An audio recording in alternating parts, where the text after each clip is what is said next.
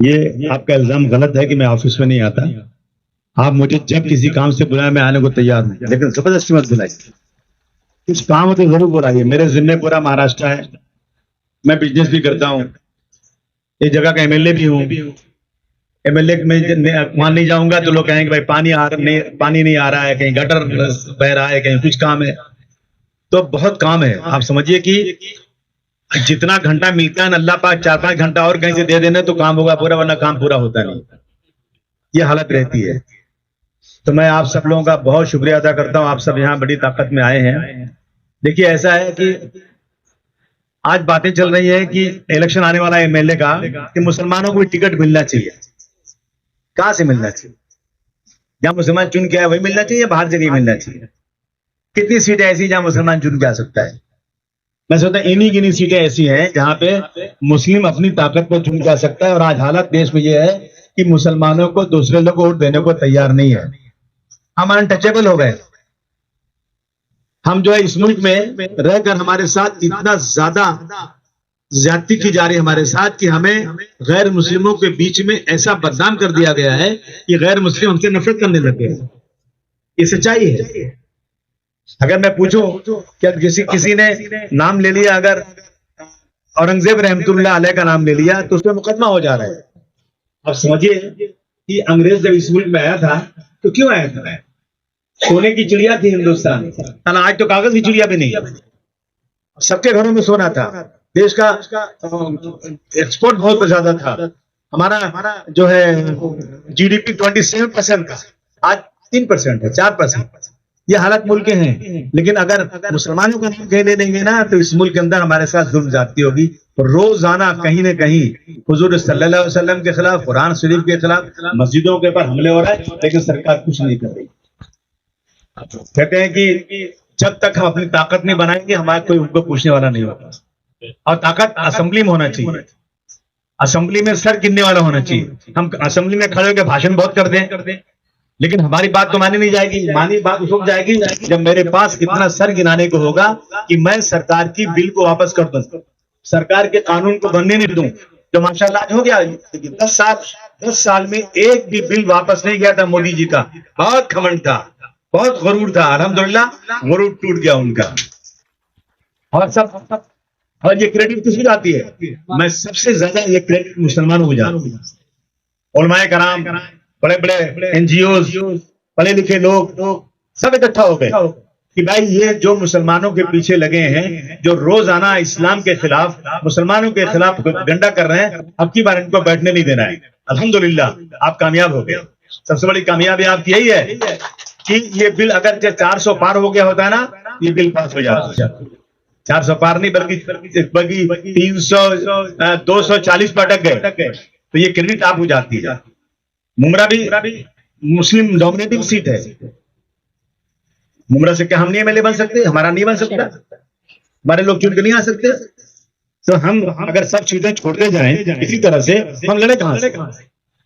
अगर आजकल सब लोग कह रहे हैं मुसलमानों की टिकट दो, मुसलमानों की टिकट दो, उनकी आबादी के हिसाब से 288 में अगर आप 12% मुसलमान जोड़ते हो तो कम से कम 30-35 मुसलमान होने चाहिए। कहां से चुन कर आएंगे? क्या मैं लालबाग से टिकट लूं? क्या दादर से लूं? क्या मैं जाकर ऐसी जगह से जहां पर हमें ताकत भी नहीं है? हमारी ताकत जहां पर है वहां पर भी हमको टिकट नहीं मिल रहा है। ये हालत, मैं किसी के खिलाफ नहीं हूं, लेकिन हम लोगों ने टिकट दिया वोट दिया आपकी बात किसको दिया? उदय ठाकरे को दिया, शरद पवार साहब को दिया। लेकिन आप देखा विशालगढ़ में क्या हुआ? विशालगढ़ में एक औरत बयान कह रही है 14 साल का, इस तरह से हम गए थे कि छाती पे चढ़ के हमने वहां इंडिया झंडा लगाया। विशालगढ़ में जाएंगे, इंडिया झंडा लगाएंगे। वहां पर जाने के बाद नंगा नाच नाचा, मस्जिद में घुसकर जिस तरह से मीनार तोड़ते हुए मस्जिद में घुसकर जिस तरह कुरान शरीफ जलाया मैंने जाकर देखा मस्जिद के अंदर धुआं जमीन काली कुरान शरीफ जलाने में, और हम कुछ नहीं कर सके। एक बार भी उधर जी ने नहीं स्टेटमेंट नहीं दिया, एक बार भी शरद पवार साहब ने स्टेटमेंट नहीं दिया। तो हम लोग सिर्फ वोट देते हैं। हमारा ये काम है, हमें अपनी ताकत बनानी चाहिए, बहुत जरूरी है। अगर हमने अपनी ताकत नहीं बनाई, लोग कहते हैं कि मुझे राजनीति से नफरत है। याद रखिए अली मियां नदवी साहब ने कहा था कि हिंदुस्तान का पूरा मुसलमान संगठन नमाजी बन जाए, जमात से नमाजी बन जाए, हिंदुस्तान का पूरा मुसलमान तहज्जुद गुजार बन जाए, फिर भी अगर मुसलमानों में सियासी शऊर नहीं आया, याद रखना मुसलमानों, हिंदुस्तानी मुसलमानों की शायद तुमको 5 वक्त की नमाज भी मौसर नहीं होगी। कुछ लोग कहते हैं हमें राजनीति से मतलब नहीं है। अगर आपको राजनीति से मतलब नहीं है तो मैं कहता हूं आप ही लोग जिम्मेदार हैं इस बिगाड़ के। और अच्छे लोग राजनीति में नहीं आते तो वही लोग जिम्मेदार इसके हैं। यही तय होता है कि इस मुल्क में हम कैसे रहेंगे। राजनीति में तय होता है, पार्लियामेंट असेंबली में तय होता है, लेकिन अगर कोई कहता है नहीं भाई राजनीति से दूर रहना है, क्या मतलब इसका? याद रखिए दुनिया में बुराई इसलिए बहुत ज्यादा नहीं है कि दुनिया में बुरे लोग बहुत ज्यादा हैं, लेकिन बुराई इसलिए कि अच्छे लोग चुप है। अच्छे लोग आगे आना चाहिए। अल्हम्दुलिल्लाह आपकी बार इस इलेक्शन में जो मेहनत किया आप लोगों ने, माशाल्लाह इसका रिजल्ट बहुत अच्छा आया। महाराष्ट्र, उत्तर प्रदेश, बंगाल ने इतना अच्छा शो किया कि आज जो है 400 पार वाले बेचारे 240 पर अटक गए। थोड़ा सा और आगे हो गया था ना तो शायद और कुछ मजा आता और कुछ तस्वीर हो जाता। अब महाराष्ट्र में इलेक्शन है, तैयार रहिए आप लोग। कुछ लोग आएंगे सिर्फ वोट बंटवारे के लिए। मुझे मालूम है, मैं नहीं बोलना चाहता नाम ले किसी को, लेकिन मुझे मालूम है कि उनको बुलाया जा रहा है। आ जाओ बेटा जल्दी से, कितना पैसा चाहिए ले लो, अपने उम्मीदवार चारों तरफ खड़ा कर दो। क्या जीतने के लिए? नहीं, सिर्फ और सिर्फ वोट काटने के लिए आएंगे। अभी उमरा मुस्लिम एरिया है, 50 मुसलमान खड़े हो जाएंगे और क्या कहेंगे, मैं जीत रहा हूं, मैं जीत रहा हूं। साला मालूम पड़ा कि 50 वोट मिला, 100 वोट मिला, 200 वोट मिला और उसी उन्हीं वोटों से हम हार जाते हैं। इन चीजों पे ध्यान देना बहुत जरूरी है। ये बहुत ही जरूरी चीज है, वरना आज हालात बहुत ही खराब चल रहे हैं। मैं बहुत सारे लोग पार्टी में आए हैं, मैं उनका शुक्रिया अदा करता हूं, उनका एहसानमंद हूं कि आप लोग पार्टी में आए हैं और आप लोग आइए, आगे बढ़िए। मन्नान पे आंदोलन करो, आंदोलन से पार्टी बनती है। जुल्म के खिलाफ अभी देखो इतना हुआ, आजकल रोज आना दिखा जा रहा है, रेप केसेस बढ़ रहे हैं, इस्मतदरी हो रही है, औरतों के साथ अपना मासूम बच्चों के साथ कुछ हो रहा है, रोजाना ये हो रहा है। इसके ऊपर निकलिए। अब ये क्या लाडली बहन स्कीम लाए हैं। लाडली बहन स्कीम क्या है? पहले लाडली बहन नहीं थी, आज लाडली बहन बन गई। पहले कौन सी बहन थी भाई? अब इनको वोट चाहिए, वोट के लिए लाडली बहन। अब 31 अगस्त तक था तो बोले बहुत ज्यादा भीड़ लग रही तो और बढ़ा दो इसको, शायद हमारा काम हो जाए। सर्वे में ये लोग हार रहे हैं लोग। इसलिए आप सब लोग जैसे मेहनत हुई थी ना पहले, सब लोग कहते ना एक है कि मत देखिए दामन में गुल आएगी खारा है, मत देखिए दामन में गुल आएगी खारा है, बस ये देख कि किस तरह गुलशन में बहार आए। देखना इस तरह से। और अब की बार फिरका परस्ती को खत्म करना जरूरी है।